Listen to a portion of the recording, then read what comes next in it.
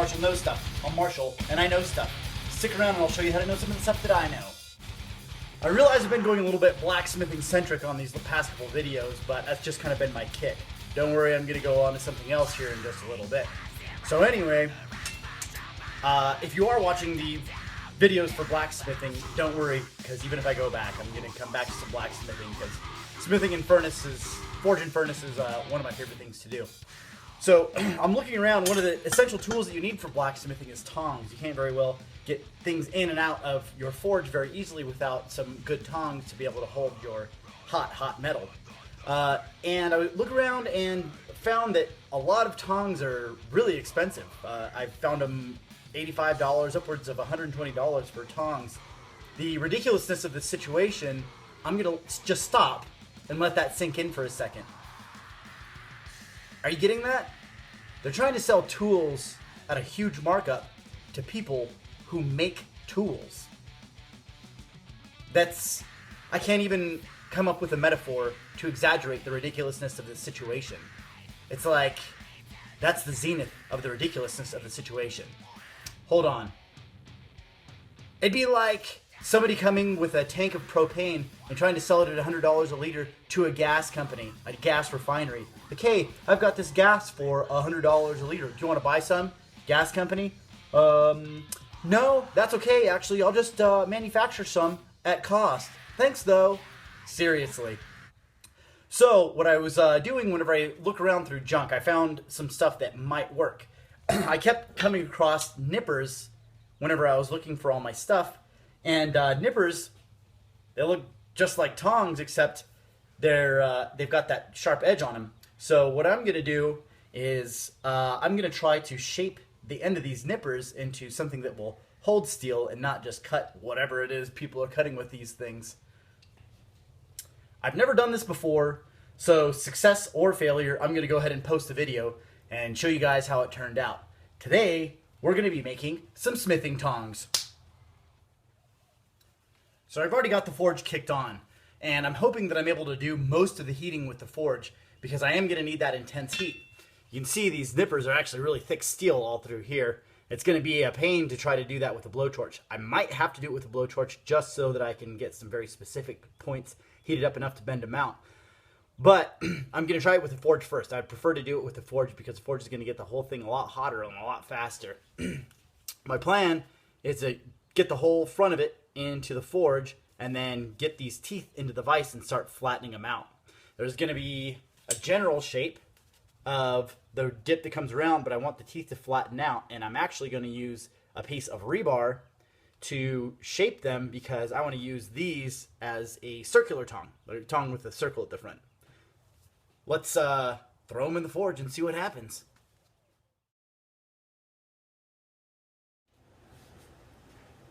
First go at it, red hot. Let's see if it's hot enough to just bend it in the vise real quick here. And it is. It's like butter.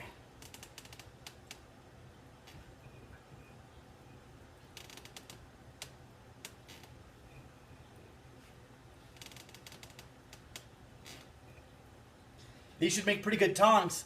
I don't even feel the heat in my gloves. And this is hot enough to bend all around like that. We're doing pretty good so far.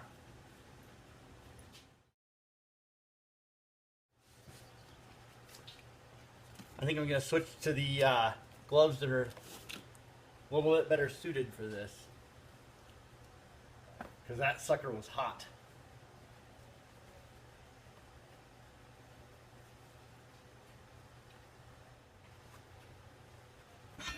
You start closing these in a little bit.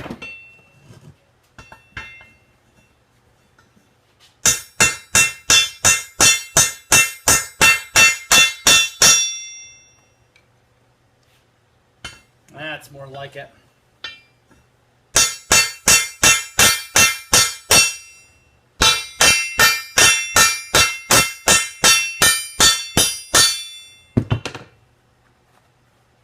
Start flattening them out a little bit, stretching them out, and then I'm going to start to bring those teeth together.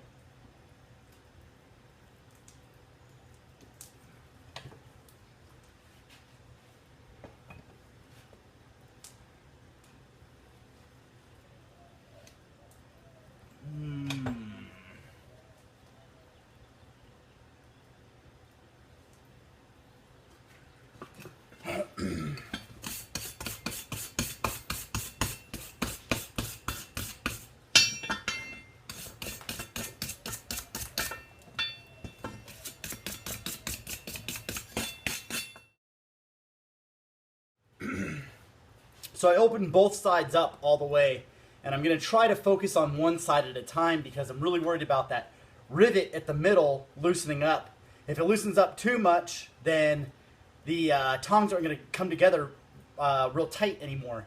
It probably won't be a matter of more than anything just than hammering that rivet out, but I would rather just be more purposeful and start bringing the two sides together a little bit more tactfully.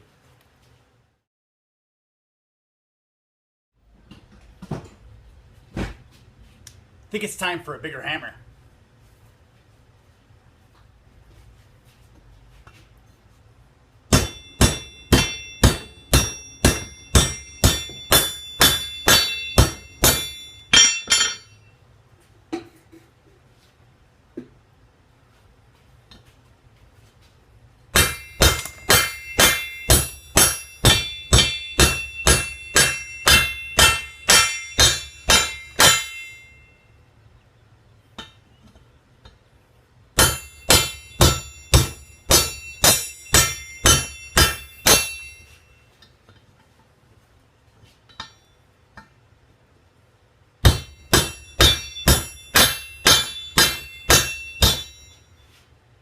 Setting up a lot more what I want it to be.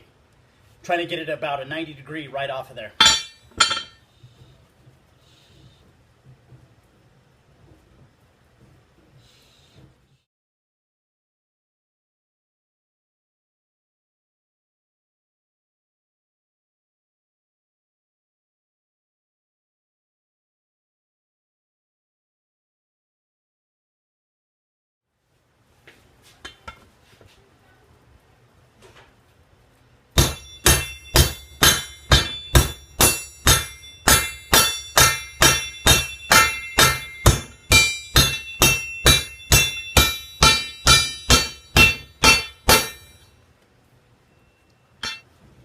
Almost there. Looks like I need to work this one a little bit out, though. It's heating perfect on one side, but not the other. This is actually working out pretty good.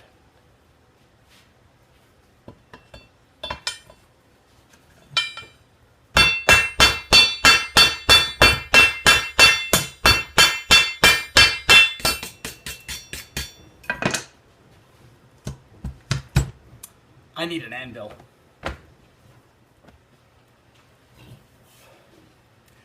At this point, both sides of my teeth are almost all the way together. So what I'm going to do is I'm going to put a piece of rebar between them, and I'm going to start curling the teeth around either side of the rebar so that I get a nice C-channel on either side. And then that way I'm going to have circular teeth to grab circular pieces of steel with.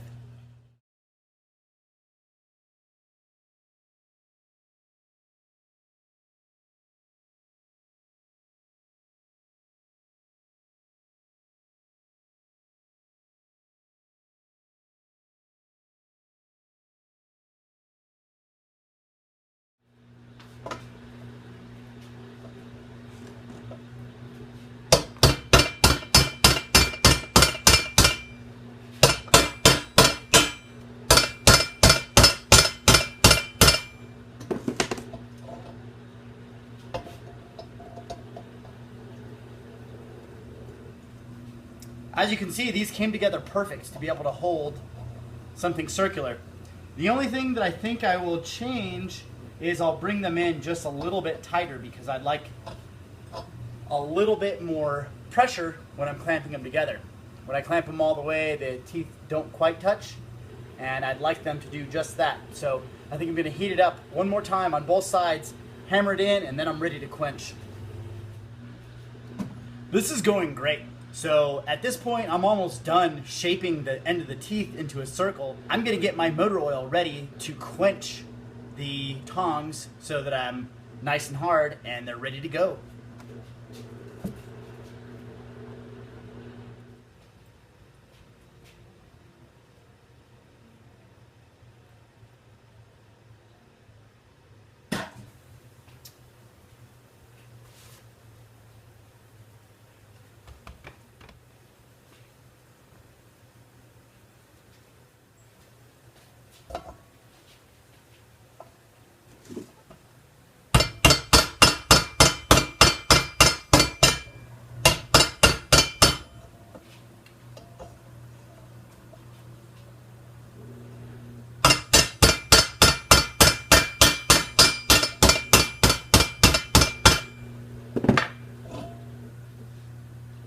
Much better.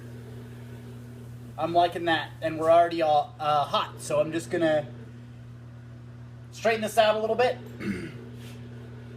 Throw it back in for a couple seconds to make sure that we're as hot as we need to be, and then throw it into the motor oil to quench it.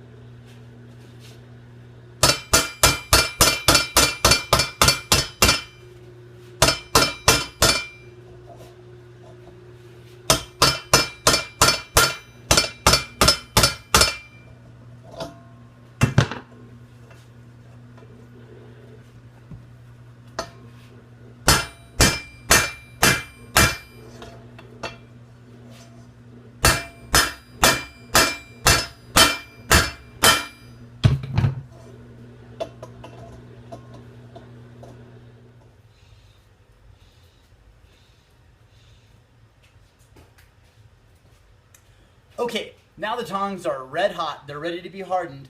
I'm only going to harden these. It's not going to be real important to also temper it because they're not going to be seeing a whole lot of activity like, say, a knife would. You would want to harden and then also temper your knife so that it's not only hard, but it's also flexible. These tongs, I'm just going to worry about hardening them. They're plenty hot. We're ready to go. I'm going to go grab them out of the forge, and we're going to harden these suckers in the motor oil. Another thing that I'm checking right now before I'm doing this is the action, because I was concerned about whether or not the action is going to work on these. Like I said, I was going to hit the rivet with a hammer a couple of times if the action was a little bit too loose. It's not. It's good, so we're good to go.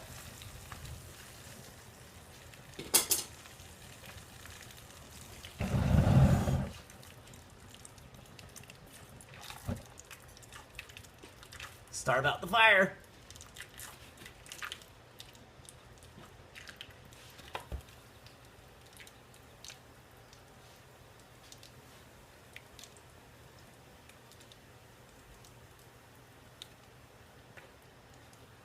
If I was inside, the smoke alarm would be going off right now.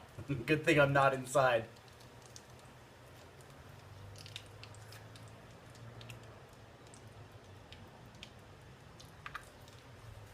Now, we've got round tongs. Boom. I'm super surprised the fire department isn't called here like at least weekly. Stuff like this happens all the time.